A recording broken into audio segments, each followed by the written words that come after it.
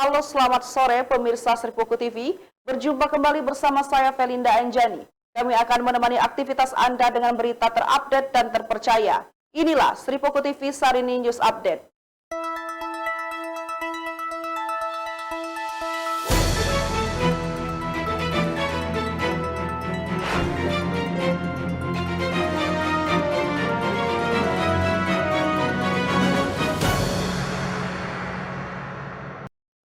Beredar kabar mahasiswa UIN Raden Fatah Palembang dianiaya senior saat diksar. Wakil Ketua Komisi 5 DPRD Sumsel, Mas Agus Haji Syaiful Fadli STMM mengecam tindakan itu dan menyatakan kesiapannya untuk memberikan pendampingan kepada keluarga mahasiswa korban tindakan kekerasan yang terjadi di kegiatan kampus yang dilakukan UIN Raden Fatah Palembang. Terkait kekerasan yang menimpa salah seorang mahasiswa UIN Raden Fatah dalam salah satu kegiatan yang dilakukan oleh mahasiswa, pria yang mulai akrab namanya disingkat MSP meminta agar segala bentuk tindak kekerasan yang ada di dalam kampus ini harus dihapuskan. Ex-ketua kami daerah Sumsel ini melihat ada beberapa hal yang harus dibenahi dalam sistem pendidikan kita di kampus, terutama terkait dengan kegiatan-kegiatan di luar kampus.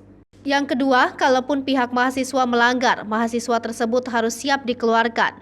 Nah, ini juga seringkali terjadi di banyak hal. Maka ia meminta pihak kampus untuk menegakkan aturan terkait dengan hal tersebut.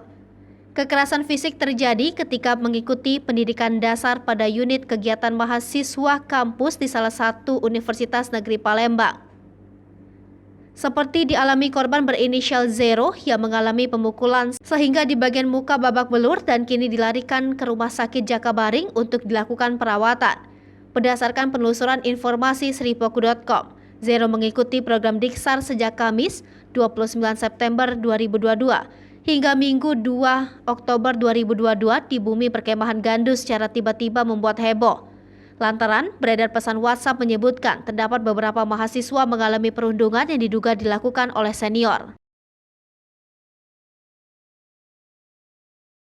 3 kelompok supporter Sriwijaya FC Singamania, Ultras Palembang, dan Sriwijaya Mania Esman menyerukan untuk menggelar aksi dalam rangka bergabung 1000 lilin dan berdoa untuk Aremania, korban tragedi Kanjuruhan, yang akan digelar di Simpang 5 DPRD Sumsel Senin 3 Oktober 2022 malam.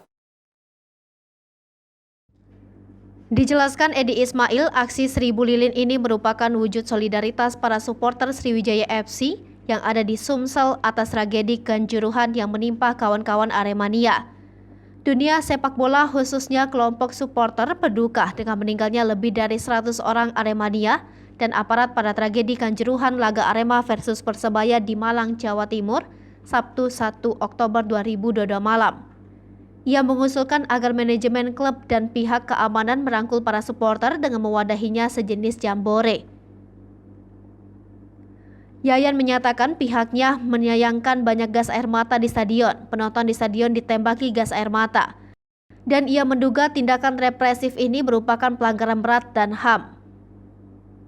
Javo Tifoso Ultras Palembang, Kusoi SH mengkhawatirkan atas tragedi Kanjuruhan Malang ini bisa berdampak sanksi FIFA terhadap pesepak bolaan tanah air baik itu di Palembang gelaran laga home Sriwijaya FC Liga 2 maupun Palembang sebagai calon tuan rumah Piala Dunia U20. Tragedi ini tentu sangat memukul, apalagi timnas saat ini sedang bagus-bagusnya di bawah asuhan Coach Sintayong.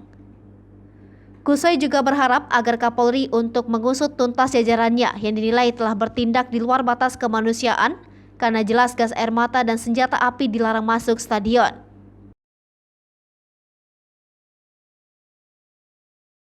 Ia menyebut kalau dibedah laga terpanas di Indonesia itu ada 3, yakni Persija versus Persib, Arema versus Persebaya, dan PSIM Yogyakarta versus Persis Solo.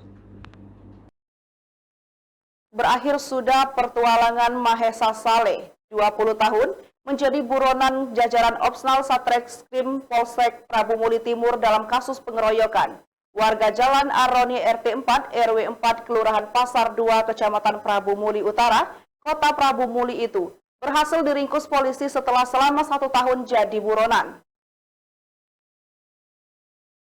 Selama menjadi buronan, pelaku lari dan bekerja di daerah Pelabuhan Tobo Ali, Sukadamai, Kabupaten Bangka Belitung. Pelaku yang pulang kampung akhirnya berhasil diringkus tim Satreskrim Polsek Prabu Mulih Timur di kediamannya pada Jumat 30 September 2022. Kapolres Prabu Mulih AKBP Widdiardi SIK MH melalui Kapolsek Prabu Mulih Timur AKP Bobi L. Tarik membenarkan penangkapan tersebut. Kapolsek menuturkan pelaku berhasil diringkus setelah pulang dari pelariannya ke Kabupaten Bangka Belitung. Atas perbuatannya, kata Kapolsek, pelaku akan dijerat dengan pasal 170 KUHP tentang pengeroyokan. Kecelakaan kereta api tabrak mobil pickup L300 terjadi di perlintasan Stasiun Sukacinta, wilayah Kelurahan Kota Raya, Kecamatan Lahat, Minggu 2 Oktober 2022. Kecelakaan maut kereta api tabrak mobil itu mengakibatkan 2 orang yakni ibu dan anak berusia 2 bulan tewas.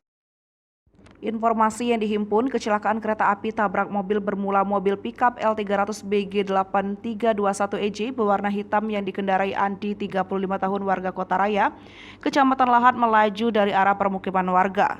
Di dalam mobil itu, Andi 35 tahun membawa Fariza 32 tahun dan anaknya berumur 2 bulan.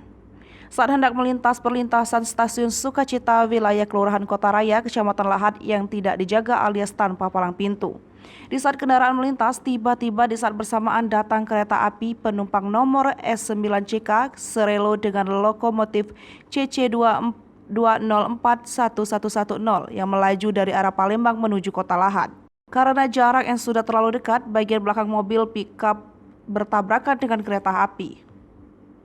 Badan mobil pun terseret puluhan meter hingga mengalami rusak parah dan terbelah 3. Akibat kecelakaan tersebut, 2 penumpang tewas usai kejadian. Jenazahnya sudah lebih dulu dievakuasi oleh petugas, sementara sopir mengalami luka-luka.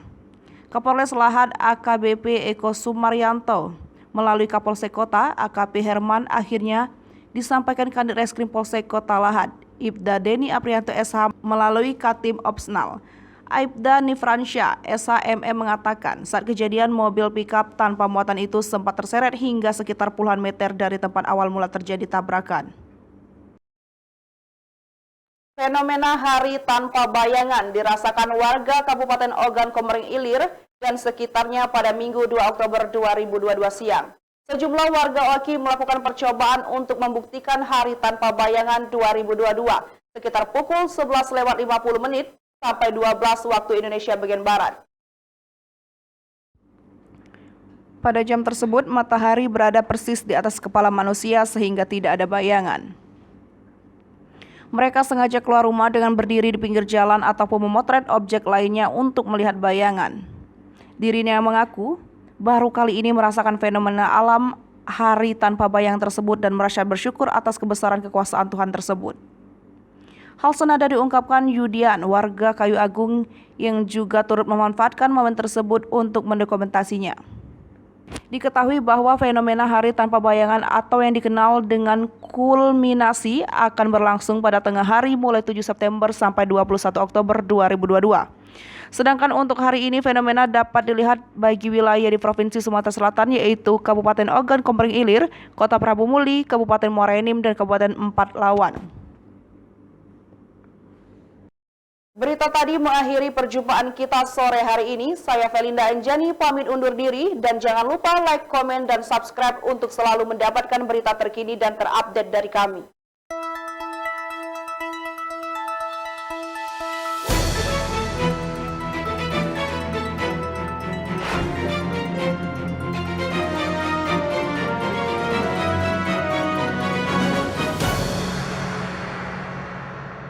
Hai pemirsa Sri Popo TV, jangan lupa komen, like, dan subscribe, serta tonton terus berita-berita terupdate lainnya ya.